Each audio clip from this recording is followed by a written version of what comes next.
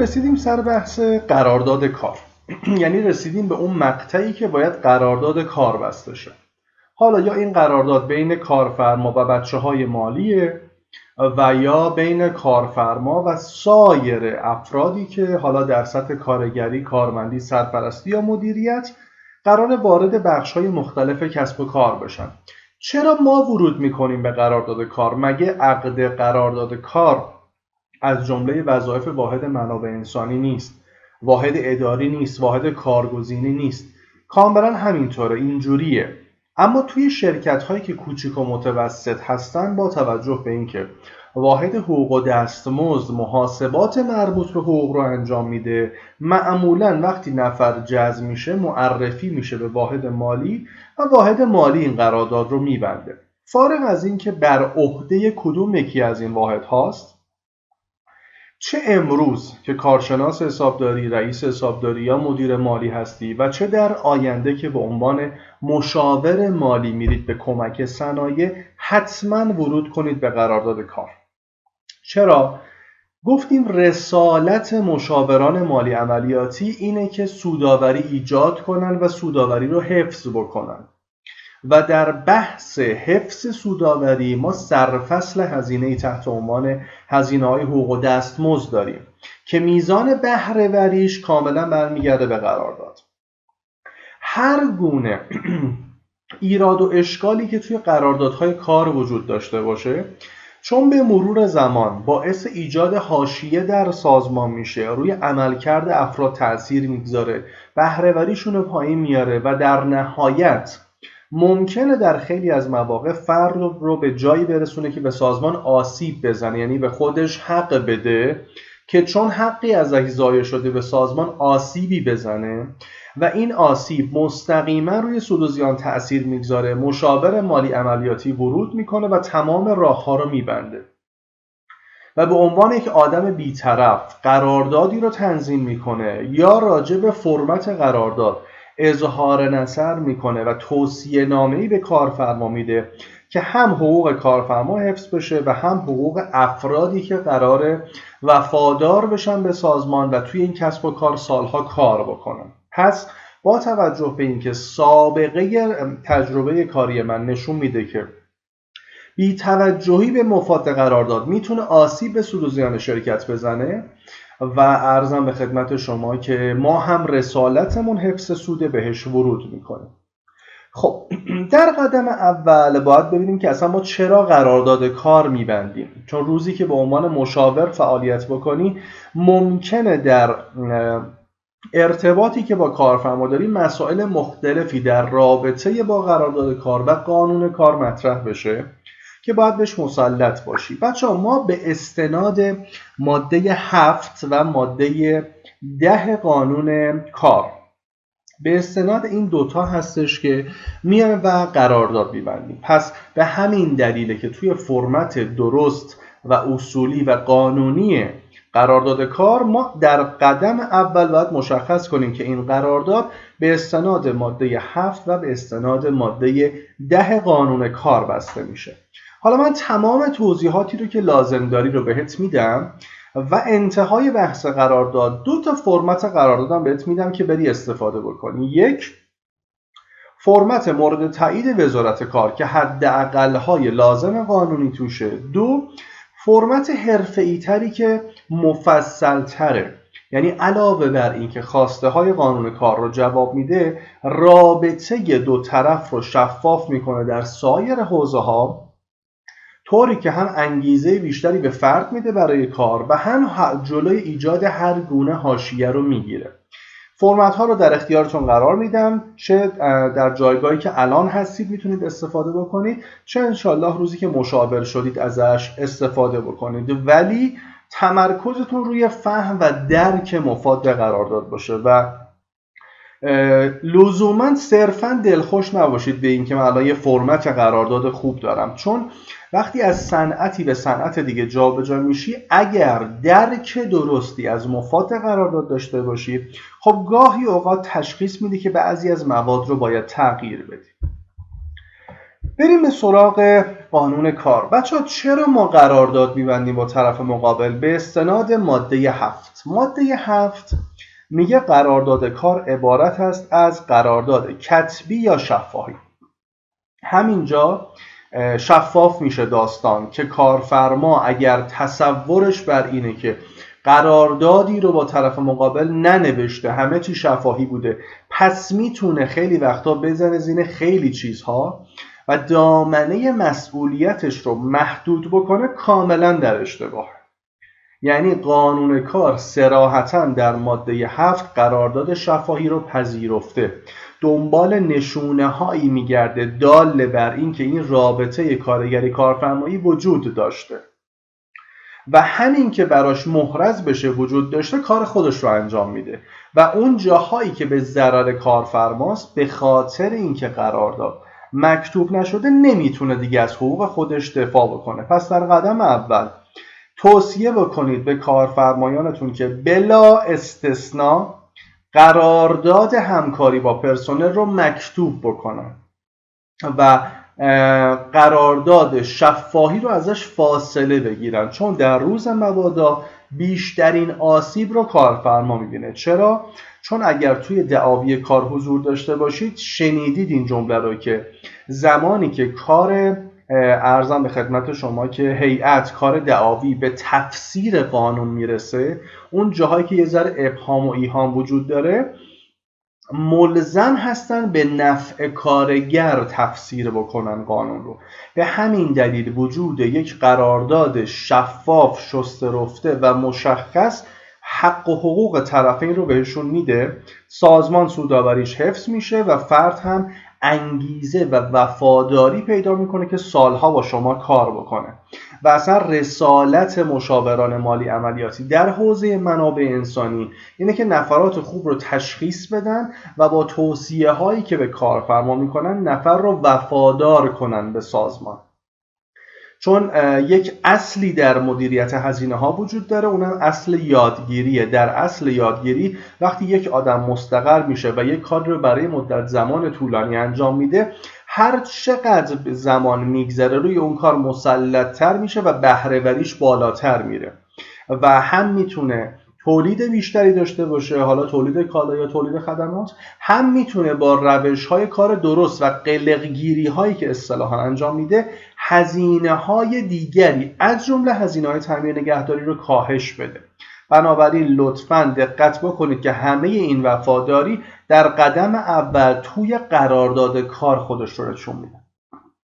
خب توی این قرارداد کاری که حالا یا کتبی است یا شفاهی، ما دو طرف داریم، کارگر داریم و کارفرما. پس چرا توی قراردادها مدام کلمه کارگر رو میبینی؟ حتی در شرایطی که یک کارمند داره قرارداد میبنده، حتی در شرایطی که یک مدیر داره قرارداد میبنده، به خاطر لفظ قانون کاره. قانون کار دو تا اصطلاح کارگر و کارفرما رو استفاده کرده، به خاطر همین مخصوصاً حقوقی ها که خیلی به کلمات حساسیت دارن ترجیحشون بر این بوده که وقتی این رابطه میخواد مکتوب بشه بره تو همون فرمت قانون کار و از الفاظ معرفی شده توسط قانونگذار قانون کار استفاده بشه. اما هیچ مشکلی پیش نمیاد برای شما اگر به جای کارگر بذاری کارمند، به جای کارمند بذاری کارپذیر، فرقی نمیکنه. مهم اینه که وقتی که شروع میشه حتی بذاری کلمه مدیر رو استفاده کنی، هیچ اهمیتی نداره. مشروط بر اینه که وقتی قرارداد شروع میشه در قدم اول بگی که این رابطه همکاری شخص و کارفرما به استناد ماده 7 و ماده 10 قانون کار. این نکته اول. حالا تو فرمتی که بهت میدم این هست. نکته دوم میگه که این رابطه دو طرفه ایجاد میشه و شخص میاد حق و سعی از کارفرما دریافت میکنه و براش کاری رو انجام میده. خب حق و سعی یعنی چی؟ ما معمولا تو واحد مالی با این اصطلاح خیلی آشنایی نداریم، اما با توجه به این که میخوایم ورود کنیم به حسابداری حقوق و دستمزد و ورود کنیم به عنوان مشاوران مالی عملیاتی، این کلمه حق و سعی چون جاهای مختلف قانون ازش استفاده شده کاملا باید دوزاریت بیفته معنیش چیه. حق السعی رو ما نمیشناسیم. ما یه حکم حقوقی داریم، یه فیش حقوقی داریم که مثلا توش حقوق پایه داریم، حق مسکن داریم، بون داریم، خاروبار داریم، حق اولاد داریم، سایر مزایا داریم و این داستان ها. اما حق السعی چیه؟ حق السعی بر اساس ماده 34 قانون کار تعریف شده. ماده 34 میگه کلیه دریافت‌های قانونی که کارگر به اعتبار قرارداد کار خودش داره اسمش حق السعیه. حالا میتواند شامل همون حقوق پایه‌ای باشه که تو فیش میبینی که حالا اصطلاح قانونی اون حقوق پایه مزد مبنا، مزد ثابت و این داستان هاست.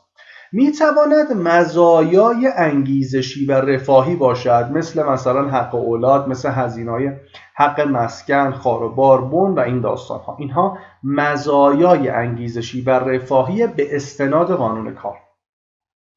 علاوه بر اینها هم باز ممکنه کارگر بنا به دلایل دیگری از کارفرما دریافتی داشته باشه، مثلا پاداش افزایش تولید یا حتی مزایای غیر نقدی یا حتی سهم از سود سالیانه، فرقی نمیکنه.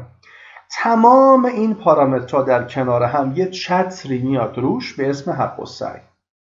پس اگه گفتن حق السعی، اگه بهت گفتن چیزی رو باید بر مبنای حق السعی استفاده کنی، یعنی حکم حقوقی رو میذاری پیش روت و عرضم به خدمت شما که مزد مبنا و سایر مزایای انگیزشی و رفاهی و پایه صنوات رو اینا رو با هم جمع میکنی میبری تو محاسباتت. پس درک مفهوم حق السعی یه چیز تئوری نیست.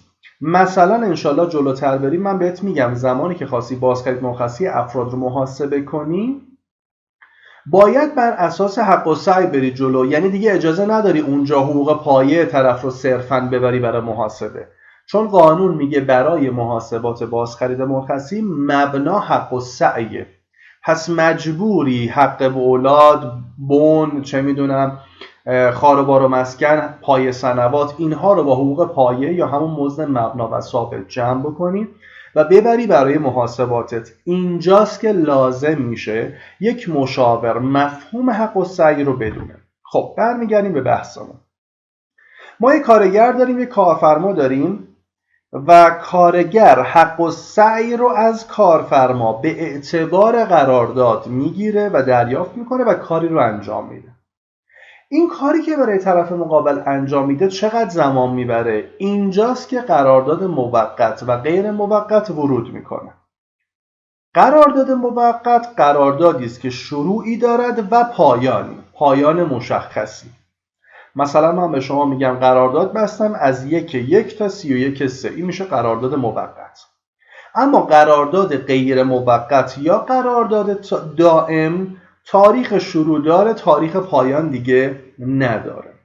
خب حالا راجع به اینکه چه تفاوت‌هایی بین قرارداد دائم و موقت وجود داره و توی هر کیسی از این قراردادها باید به چه چیزی توجه کنیم مفصل صحبت می‌کنیم با هم. خب ماده 7 قانون 4 تا تبصره داره. البته اگه الان قانون کار رو توی اینترنت سرچ بکنید متاسفانه حتی تو خود سایت وزارت کار قانون کاری رو می‌بینید که ماده 7ش 2 تا تبصره داره. یعنی علی‌رغم اینکه در سال 1394 برخی از مفاد قانون کار بروز شد ولی متاسفانه نسخه آخرش خیلی در دسترس نیست. من ماده 7 رو بهت معرفی میکنم که 4 تا تبصره داره. 2 تا تبصره از قبل بوده و تبصره 3 و تبصره 4 به استناد قانون رفع موانع تولید رقابت پذیر و ارتقاء نظام مالی کشور سال 94 اومد بهش اضافه شد. حالا اینکه این اضافه شدن چه نکات کاربردی به درد بخوری داره که همین الان من و تو استفاده کنیم یا بعداً توی مشاوره ها ازش استفاده کنیم مفصل راجبش با هم گپ خواهیم زد. خب مسئله بعد پس گفتیم که کار مدت موقت یا غیر موقت بودنه. تبصره 1 وجود داره که میگه ببین حد اکثر مدت موقت برای کارهایی که طبیعت اونها جنبه غیر مستمر داره توسط وزارت کار تصویب میشه. درست شد؟ تعیین میشه و هیئت وزیرا هم تصویبش میکنه. پس یعنی تو تبصره 1 یه جورایی این تعریف محدود شد. ما برای اولین بار اینجا مواجه میشیم با 2 تا تیپ کار. یک تیپ کار کارهایی هستش که طبیعت و ذاتش مستمره و یک تیپ کار طبیعت و ذاتش مستمر نیست، غیر مستمره و محدودیت زمانی داره. مثلا اگر من توی شرکت تولیدی دارم کار میکنم که به عنوان مثال داره سس تولید میکنه یا مواد غذایی داره تولید میکنه و این تولید به صورت روزانه داره انجام میشه، ذات این کار مستمره. اما اگر راجع به یک کسب و کاری دارم صحبت میکنم که به عنوان مثال قراردادی داره و موضوعش، حالا چه موضوع قرارداد چه حتی موضوع شرکت، فرقی نمیکنه، مثلا اینکه یه اتوبان تأسیس کنه و تمام، یعنی محدودیت زمانی وجود داره و ذات کار مستمر نیست. اینجا این 2 تا تعریف از هم فاصله میگیره، کارهایی که ذاتشون مستمره و کارهایی که ذاتاً توی مقطعی تموم میشن و ادامه دار نیستن. تبصره 1 میگه ببین در رابطه به اون کارهایی که طبیعتشون جنبه غیر مستمر داره، مثلا یه پروژه احداث اتوبان، یه پروژه احداث پل و این داستانها، خب توی این شرایط مدت موقت یه حد اکثری داره. یعنی شما نمیتونی بگی من توی کاری هستم که جنبه غیر مستمر دارد، مثلا پروژه تأسیس یک پل، ولی قرارداد موقت میخوام ببندم 10 ساله. یه حد اکثری رو قانونگذار تعریف میکنه، میگه ببین توی این شرایط حد اکثر مدت برای کارهایی که طبیعتشون جنبه غیر مستمر داره 4 ساله. یعنی اگر راجع به کاری داریم صحبت میکنیم که ذاتاً تموم میشه و ادامه دار نیست، سقف قرارداد موقت 4 ساله. شما نمیتونید قرارداد موقت 5 ساله ببندی، برخلاف قانون کاره و ذاتاً و ناخودآگاه ابطال میشه اون قرارداد.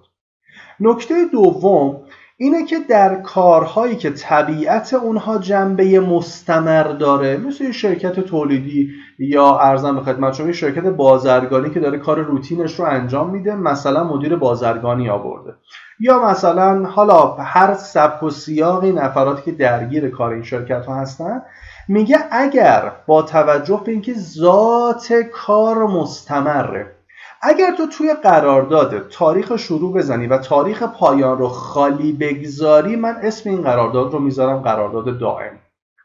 پس قرارداد دائم یا قراردادیه که خود ما تیک بزنیم که این قرارداد از نوع دائم است، یا اینکه ما تیک نزنیم، ما حتی بزنیم قرارداد از نوع موقته، اما توی فرمت قرارداد اون تاریخ انتها رو باز بگذاریم، خالی بذاریم. توی این شرایط هم قانونگذار اگر این نسخه و این فرمت قرارداد رو ببینه بهش میگه این قرارداد دائمیه. این نکات رو لطفاً حواستون باشه، چون تبعاتی داره، هم برای کارگر و کارمند، هم برای کسب و کاری که شما مشاورش خواهی بود. مثلا توی قراردادهای دائمی دیگه کارفرما نمیتونه به راحتی هر موقع خواست بیاد ارزم خدمت شما که کارگر یا کارمند یا مدیرش رو اخراج بکنه، چون قرارداد دائمی است. اینو حواستون باشه. خب حالا به تفسیر راجع بهش صحبت میکنیم.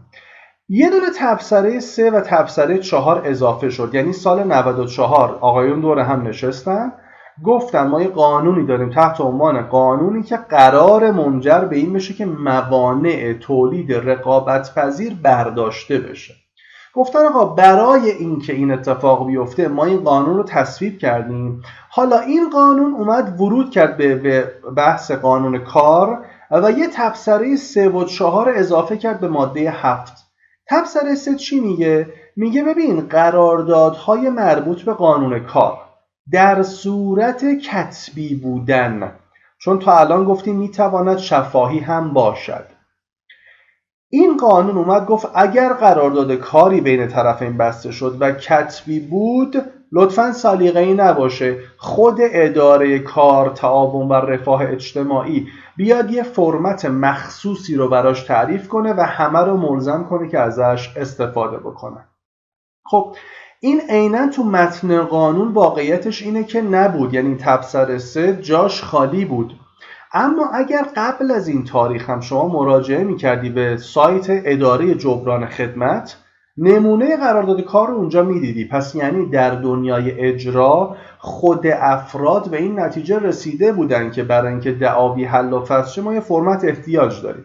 سال 94 اومد این رو رسمی کرد، یعنی رسما گفت باید از فرمت مورد تایید من استفاده بکنیم، که حالا راجع به اینکه این فرمت رو از کجا ارزم به خدمت شما تهیه بکنیم با هم گپ خواهیم زد و ارزم به خدمت شما که راجع بهش بحث میکنیم. من نمونهش هم بهت میدم. اینجا دارن میگن که اینجا قانونگذار ورود کرد و ملزم کرد که اگر کتبی شد از فرمت مورد تایید من استفاده بکن. حالا میخوای برای اینکه گم نکنید من اینجا یه راهنمایی بهتون بکنم. بذار من دسترسی بدم صفحه منو ببینید شما. خودم هم بیام اینجا. خب بچه‌ها اگر توی اینترنت تایپ بکنید اداره کل روابط کار و جبران خدمت وزارت تعاون کار و رفاه اجتماعی، میاید توی سایت rkj.mcls.gov.ir. وقتی وارد این سایت میشی ببین همیشه این لینک نمونه قرارداد کار اینجا بوده، یعنی واقعا یه چیز تازه ای نیست که من بگم این داستان اومده. یعنی علی رغم اینکه قانونگذار اشاره کرده به این مسئله که آقا تو تبصره 3 لطفاً اگر قرارداد کتبی شد نسخه‌شو وزارت کار بده، از قبلم این بوده، ولی چون صراحتاً تو متن قانون نیومده و عملاً با این تبصره 3 وارد متن قانون میشه، یه جورایی میشه گفتش که این لینک اینجا رسمیت پیدا میکنه. پس اگر دنبال اون فرمتی بودی که به استناد تبصره 3 ماده 7 قانون کار قانونگذار گفته که توی روابط کاری ازش استفاده بکنید و قرارداد کار رو توی اون فرمت ببندی، میای توی این سایت این نمونه قرارداد کار رو دانلود میکنی. حالا من چون جلوتر هم اینو بهت میدم راجبش گپ میزنیم، راجب مسائلش از دیدگاه یک مشاور، یک رئیس حسابداری، یک مدیر مالی صحبت میکنیم، فعلا تا همینجا کفایت میکنه. خب برگردیم سر بحثمون. من خودم هم بشونم این بالا با اجازهتون. خب پس اومدیم تا اینجا که گفتیم آقا تبصره 3 تکلیفش مشخص شد، یعنی اگر قرار شد قرارداد کتبی بشه نسخه‌شو میریم از سایت اداره جبران خدمت میگیریم. یه دونه تبصره 4 هم سال 94 بهش اضافه شد که میگه کارفرمایان موظفن به کارگران با قرارداد موقت، فرقی نمیکنه دائم یا موقت، اینجا صراحتا موقت به عنوان تبصره اضافه شد، به نسبت مدت کارکردشون مزایای قانونی پایان کار رو به مأخذ هر سال 1 ماه آخرین مزد پرداخت کنن. این هم دلیلش اینه که انقدر دعاوی کار راجع به این مسئله چالش برانگیز شد، انقدر قراردادهای موقتی بود که به خاطر نبود تبصره 4 به صورت شفاف کارفرما حق و حقوق افراد رو پرداخت نمی‌کرد، رسما اومد و به عنوان تبصره 4 ماده 7 نشست. راجع به اینم جلوتر با ذکر مثال و عدد و رقم کلی با هم دیگه گپ خواهیم زد، کاری به این نداره. پس ما به استناد ماده 7 اومدیم و عرضم به خدمت شما که قرارداد رو تعریف کردیم و نسخه قانونیش رو هم رفتیم از سایت دانلود کردیم. تا اینجا با 2 تا مفهوم آشنا شدیم، مثلا قراردادهایی که موقت هستند و قراردادهایی که دائم هستند. گفتیم قرارداد موقت شروعی دارد و پایانی. خب قراردادهای دائم شروع دارد ولی پایان ندارد، یعنی رابطه کاری به این سبک و سیاق پیش میره که طرف دیگه نگران این مسئله نیست که تا کی میتونه توی شرکت کار بکنه.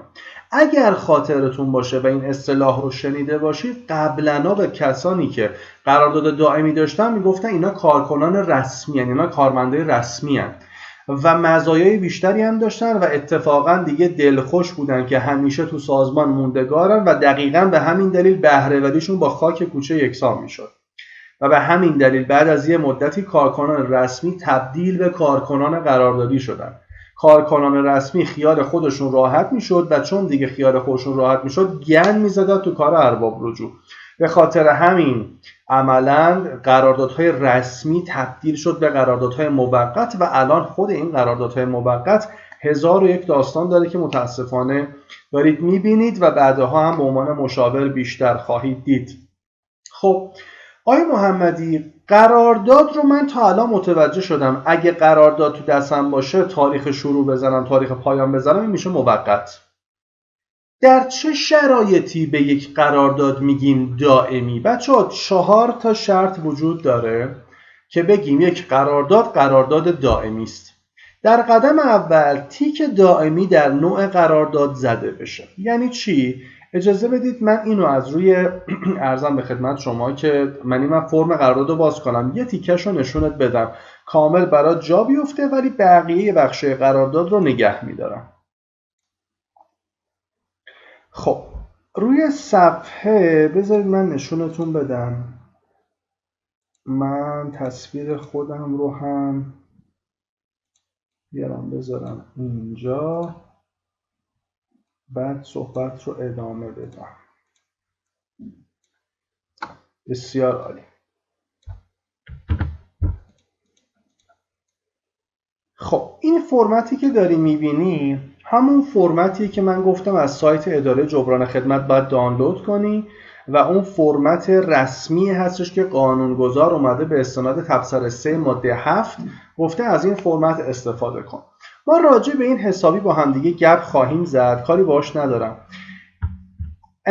یکی از حالت‌هایی که بهتون گفتم قرارداد دائمی میشه اینجاست. ببین توی بند 2 نوع قرارداد رو از ما میپرسه، میگه دائم، موقت یا کار معین. اگر شما توی قراردادی که با شخص میبندید اینجا تیک دائم رو بزنید، یعنی یا اینجا زبدر بزنی یا تیک بزنی، اولین شرط و اولین حالتی هستش که طرف ادعا میکنه قرارداد من قرارداد دائمه.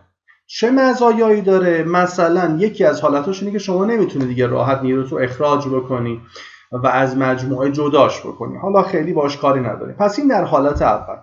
آیا حالتهای دیگری هم وجود دارد که ما بتونیم ارزم به خدمت شما که قرارداد دائم تلقی بکنیم یا نه؟ برگردیم روی تصویر من بهتون توضیح بدم. خب اما حالتهای دیگه، پس یه حالت اینه اگر توی فرمت مورد تایید اداره کار تیک دائم بزنی قرارداد دائمه. دیگه موقت نیست، یعنی تاریخ شروع داره پایان نداره و طرف دیگه خیالش راحته که تو شرکت شما و در کسب و کار شما ماندگاره. حالا خود اینم چالش هایی داره که راجع بهش صحبت میکنه. نکته دوم، قرارداد فاقد تاریخ پایان باشد و کارفرما تاریخ پایان را عمدن خالی گذاشته باشد تا در تاریخ دلخواه آن را پر نماید. تجارب دعاوی کار من متاسفانه این داستانها رو زیاد داره. یعنی یک قرارداد موقتی بسته شده از طرف کارفرما با کارمند یا کارگر. تاریخ شروع زدن، تاریخ پایان سفید گذاشتن.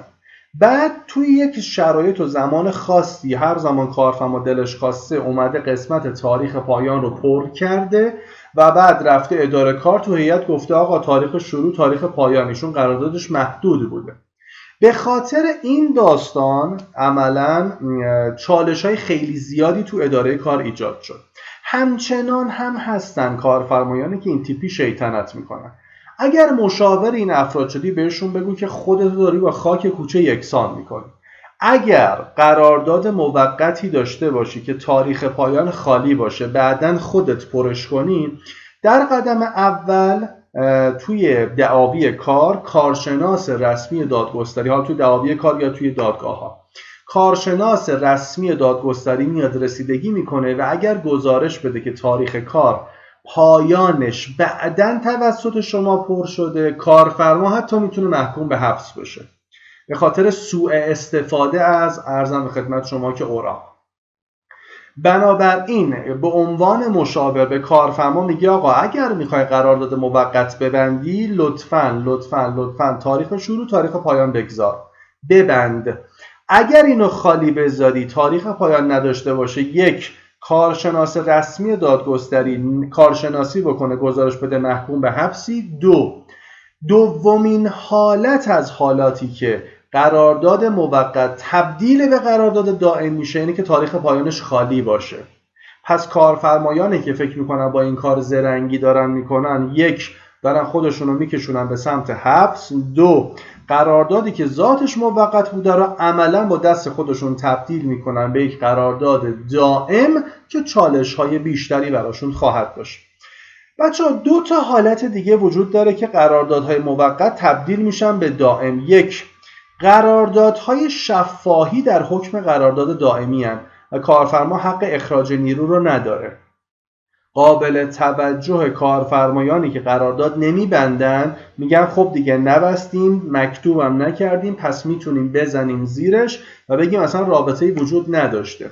توی دعاوی کار بلدن چطور ورود بکنن و اثبات کنن که این رابطه وجود داشته و اگر قرارداد مکتوب نباشه ختم به این میشه که پس این قرارداد همکاری شفاهی بوده. قرارداد شفاهی در حکم قرارداد دائمیه و حالا چالش‌های کارفرما تازه شروع میشه. و نکته آخر، اگر قرارداد دو دوره تمدید ضمنی بشه دائمیه. این هم یه نکته بسیار مهمه که اکثر افراد متاسفانه این رو در جریانش نیستن. یعنی چی بچه‌ها دو دوره یک قرارداد موقت ضمناً تمدید بشه تبدیل میشه به دائمی؟ یعنی چی؟ من یه مثال زدم واسهتون. ببین، من اومدم 3 تا رابطه همکاری رو، یعنی یک کارفرما داریم، یک کارگر، اینها 3 تا 6 ماه با هم رابطه داشتن. در 6 ماه اول یه قراردادی وجود داشته، وجود یا عدم وجود قرارداد کارتی که اول وجوده. یه قرارداد 6 ماهه وجود داشته و شخص موظف بوده و ملزم بوده که به استناد این قرارداد کتبی 6 ماه کار بکنه. یعنی کارفرما و کارگر نشستن دو طرف یک میز، قرارداد موقت بستن 6 ماهه. این 6 ماه تموم شده، اما این دو نفر شفاهن یا تلویحن گفتن آقا حالا فعلا کار رو ادامه بده، برو جلو ببینیم چی میشه. حالا گاهن کارفرماها شیطنت میکنن، یعنی میگن خب قراردادش تموم شده، صداشو در نیار، بذار بریم جلو، فعلا که داره کارشو میکنه، هر زمانم لازمش نداشتیم خیلی راحت میندازیمش بیرون، بعد ادعا میکنیم که ایشون خیلی وقت قراردادش تموم شده دیگه. قانونگذار چی میگه؟ میگه ببین، اگه با یک نفر مثلا قرارداد 6 ماهه موقت داشتی، این 6 ماه تموم شد و رابطه قطع نشد، یعنی اون آدم همچنان تو سازمان شما هست، روزانه ورود و خروجش ثبت میشه، آخر ماه هم پول ریختی به حسابش به عنوان حقوق و دستمزد. فرض من بر اینه که این قرارداد به صورت ضمنی تمدید شده. پس اگر قرارداد مکتوب اول 6 ماه بوده و بعد از انتهای 6 ماه قراردادی بسته نشده اما اون طرف همچنان اونجا کار میکنه، فرض قانون بر اینه که اون قرارداد 6 ماه تمدید شده. حالا اگر این 6 ماه هم بگذره و وارد ماه هفتم بشه و باز همون آدم همونجا مشغول به کار باشه، حقوق بگیره، تاریخ ورود و خروجش رو ثبت بکنه، قانونگذار فرضش بر اینه که برای دومین بار هم اون قرارداد موقت 6 ماهه اولیه تمدید شده. حالا قانونگذار میگه اگر قرارداد موقتی 2 بار تمدید ضمنی بشه، یعنی کار ادامه پیدا کنه و همچنان مکتوب نشه، تبدیل می شود اون قرارداد موقت اولیه به یک قرارداد دائم. من کیس واقعی داشتم با یک مدیر مالی که کارفرما زرنگی کرد، یه 6 ماهه باهاش بست، بعد 7 ماه باهاش نبست، انتهای ماه هفتم گفت آقا نمیخوام، خداحافظ به سلامت. مدیر مالی هم رفت ادعا کرد که آقا قرارداد من دائمیه، چون من 6 ماه قرارداد موقت کتبی دارم، 6 ماه دوم قراردادی بسته نشد ولی حقوق گرفتم، یعنی 1 بار ضمنی تمدید شد. ماه 6 هم که تموم شد رفت تو ماه 7، یعنی دیگه رفت توی حوزه بازه زمانی 2 بار تمدید ضمنی. قرارداد موقت تبدیل شد به قرارداد دائم و دیگه کارفرما نمیتونه به این راحتی نیروی خودش رو اخراج بکنه از سازمان.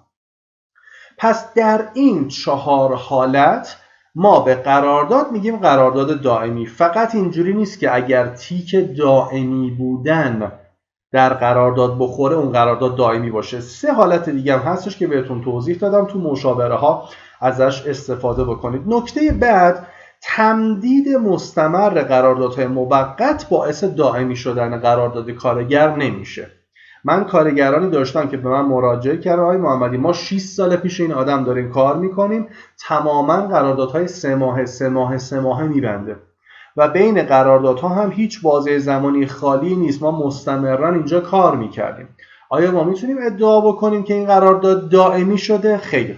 تمدید قراردادهای موقت به هیچ عنوان قرارداد رو دائمی نمیکنه و فقط قراردادهای دائمی در این 4 شرایطی که خدمتتون عرض کردم. پس این نکته رو لطفاً مد نظر داشته باشید تا ان شاءالله با هم دیگه ادامه بدیم.